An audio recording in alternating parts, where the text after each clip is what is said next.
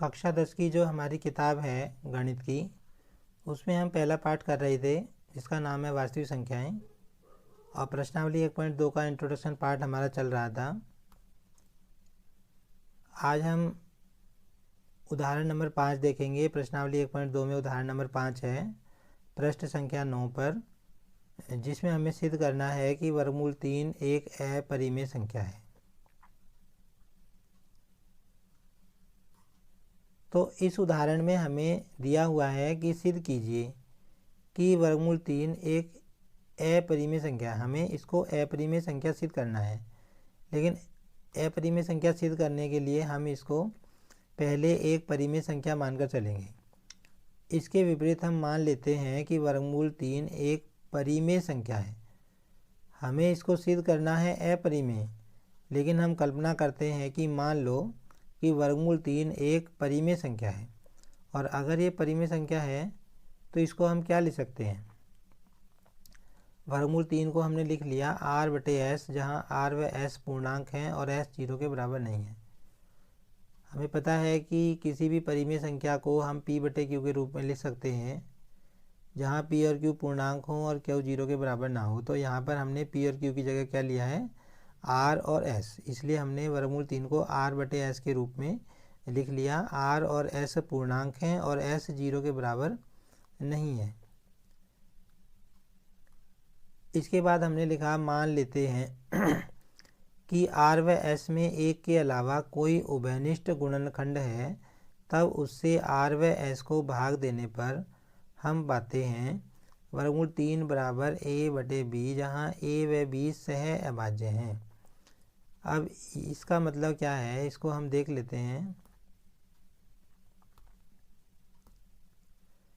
हमने कहा कि जो r और s हैं, ये जो r है, r और s हैं, हमने कहा कि इनमें है ना, मान लेते हैं कि एक के अलावा भी और भी कोई उभयनिष्ठ गुणनखंड हैं। उभयनिष्ठ गुणनखंड क्या होते हैं, जैसे हमारा एक तो हमारा r है और एक हमारा s है। तो उदाहरण के लिए हम मान लेते हैं, मान लो r हमारा 4 होता और s हमारा 6 होता, ठीक है। तो 4 के हम गुणनखंड करते तो क्या आते हैं हमारे 2 गुणा 2, और 6 के गुणनखंड करते तो क्या आते हैं हमारे 2 गुणा 3। तो अब देखो ये जो 2 है 4 के गुणनखंड में भी आ रहा है, और ये 2 है ये 6 के गुणनखंड में भी आ रहा है। इसको बोलते हैं उभयनिष्ठ गुणनखंड। मतलब ऐसा गुणनखंड जो दोनों में हो, r में भी हो s में भी हो। तो हमने ये माना है यहाँ पे कि भी मान लो एक के अलावा, एक तो सबका गुणनखंड होता ही है।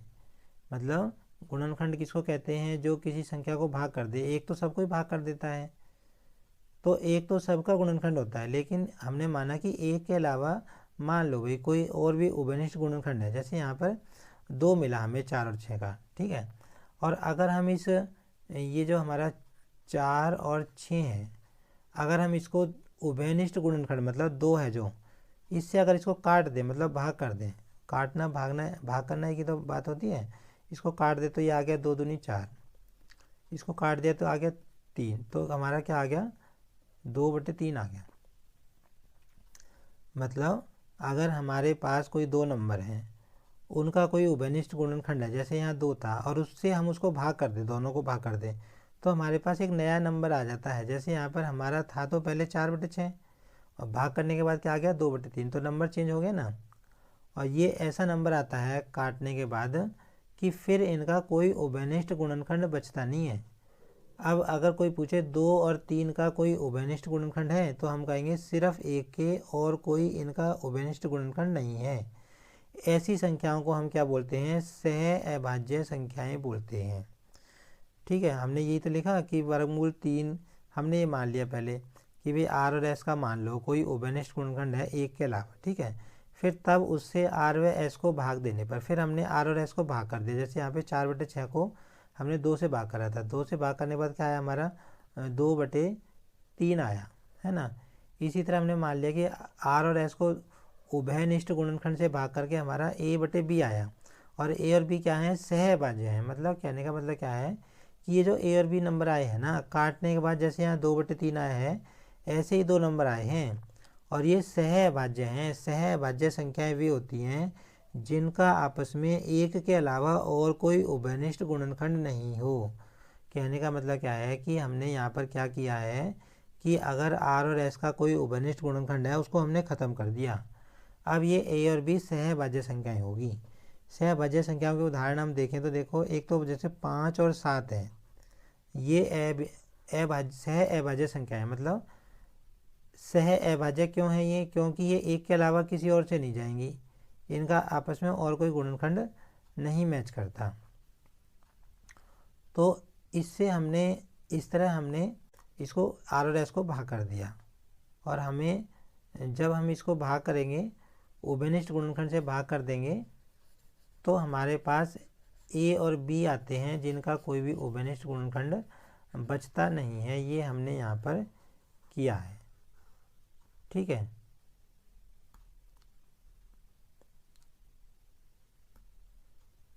तो हमने जो है इसको भाग कर दिया और भाग करने के बाद हमारा a बटे b आ गया। इसके बाद हम क्या करेंगे, हमने वर्गमूल 3b बराबर a हमारा आ गया।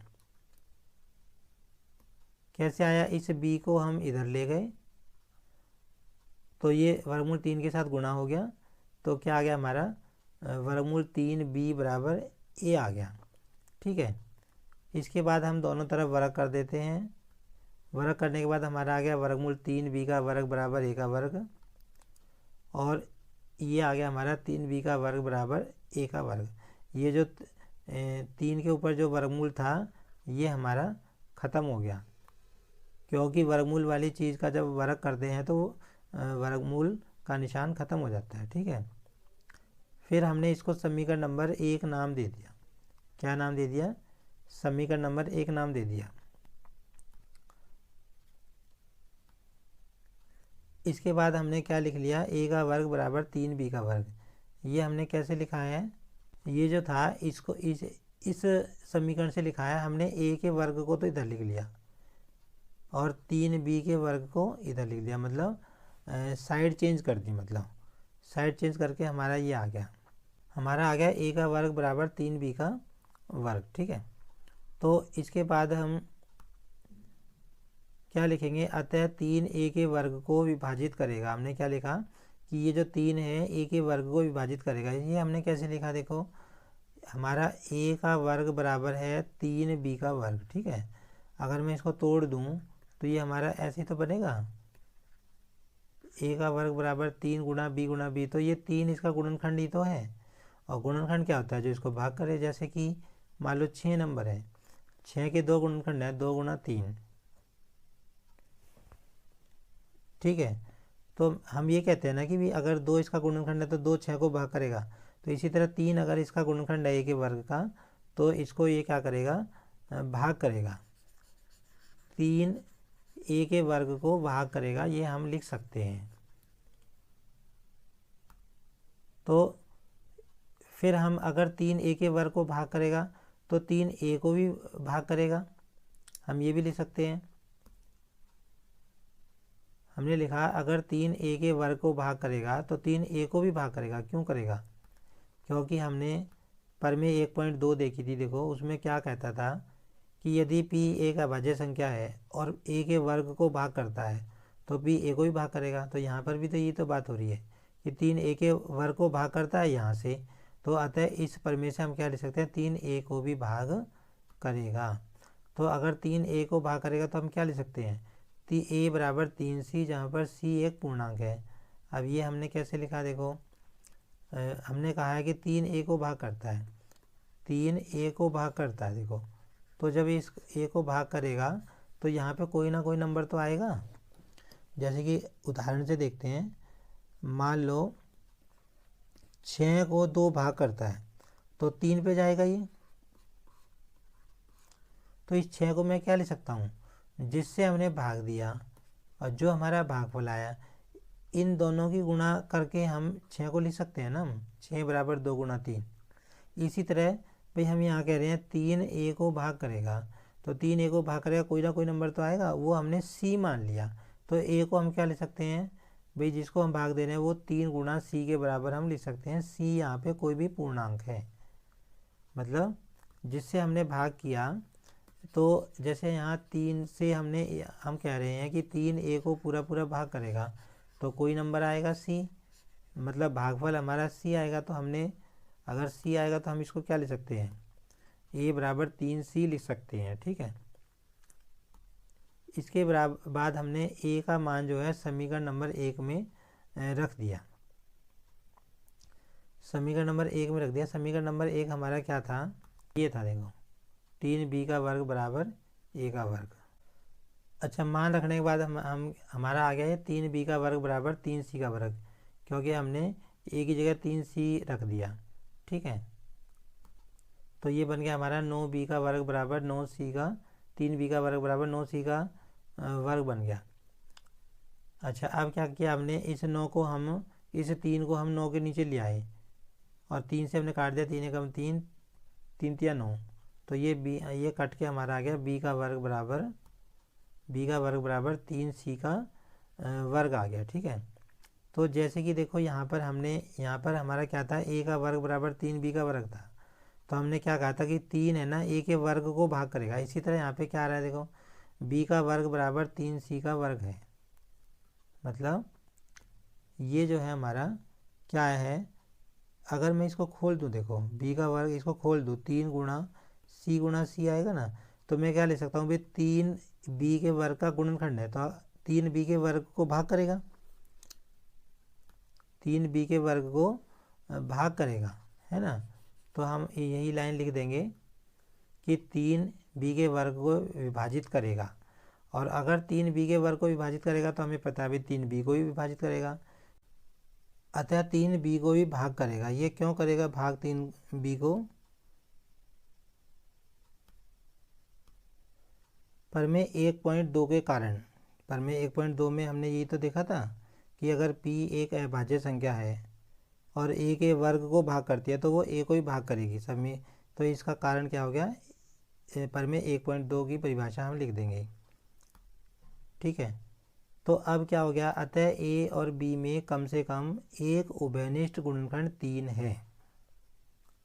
अब हम क्या कह रहे हैं कि a और b जो हैं उनमें कम से कम एक उभयनिष्ठ गुणनखंड तो निकल आया। कौन सा निकल के आया है, 3। अब देखो ये जो पहले तो हमने ये दिखाया कि 3a को विभाजित करेगा, उसके बाद हमने दिखा दिया 3b को भी विभाजित करेगा।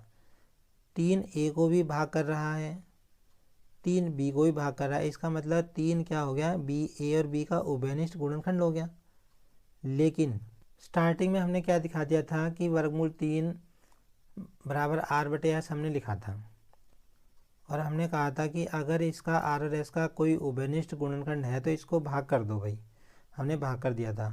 फिर हमारा 2 नंबर आए थे a और b, और हमने कहा था अब a और b भाग करने के बाद ऐसी संख्याएं आई हैं जिनका कोई उभयनिष्ठ गुणनखंड बचा नहीं है, कोई भी उभयनिष्ठ गुणनखंड इनका कोई नहीं बचा। तो एक तरफ तो हम कह रहे हैं a और b का कोई उभयनिष्ठ गुणनखंड बचा नहीं, और एक तरफ कह रहे हैं कि इनका एक 3 उभयनिष्ठ गुणनखंड निकल आया। तो इससे क्या हो गया, एक विरोधाभास की स्थिति पैदा हो गई है। तो इसीलिए हमने क्या लिखा, अतः a और b में कम से कम एक उभयनिष्ठ गुणनखंड 3 है। अतः यहाँ एक विरोधाभास उत्पन्न हुआ है क्योंकि हमने एक गलत कल्पना कर ली थी कि वर्गमूल 3 एक परिमेय संख्या है। विरोधाभास का मतलब क्या होता है कि शुरुआत में हमने कह दिया कि a और b में भाई अब कोई भी उभयनिष्ठ गुणनखंड बचा नहीं है। हमने पहले ही मान लिया था कि अगर मान लो कोई है उससे उसको भाग कर दो, भाग कर दिया तो कोई गुणनखंड नहीं बचा। बाद में हमारा 3 निकल आया उभयनिष्ठ गुणनखंड, a का भी b का भी। तो ये इसको हम बोलते हैं विरोधाभास, मतलब विपरीत अपोजिट बात निकल के आ गई। तो ये क्यों निकल के आई है, क्योंकि हमने कल्पना क्या की थी, वर्गमूल 3 को एक परिमेय संख्या माना था। अगर वर्गमूल 3 वास्तव में परिमेय होती तो ये विरोधाभास उत्पन्न नहीं होता। तो इससे हमें क्या सिद्ध होता है कि वर्गमूल 3 परिमेय नहीं है, एक अपरिमेय संख्या है। अतः हम क्या लिख देंगे, वर्गमूल 3 एक अपरिमेय संख्या है। तो इस सवाल में जब हम वर्गमूल 3 को एक अपरिमेय संख्या सिद्ध कर रहे थे तो हमें स्टार्टिंग में परिमेय संख्या मानकर इसको चलना है और फिर जो है उसको r/s के रूप में लिखना है, उसको उसका कोई उभयनिष्ठ गुणनखंड है उससे भाग करना है, फिर a और b आएगा जो जिनका कोई उभयनिष्ठ गुणनखंड नहीं होगा और गुणनखंड नहीं होगा लेकिन बाद में एक उभयनिष्ठ गुणनखंड हम दिखा देंगे कि 3 निकल आया है और फिर लास्ट में हम लिख देंगे यही लाइन कि भाई विरोधाभास इसलिए उत्पन्न हुआ है क्योंकि हमने एक गलत कल्पना कर ली थी। तो ये उदाहरण नंबर 5 आज हमने देखा। अगली वीडियो में हम आगे देखेंगे। आज के लिए इतना ही।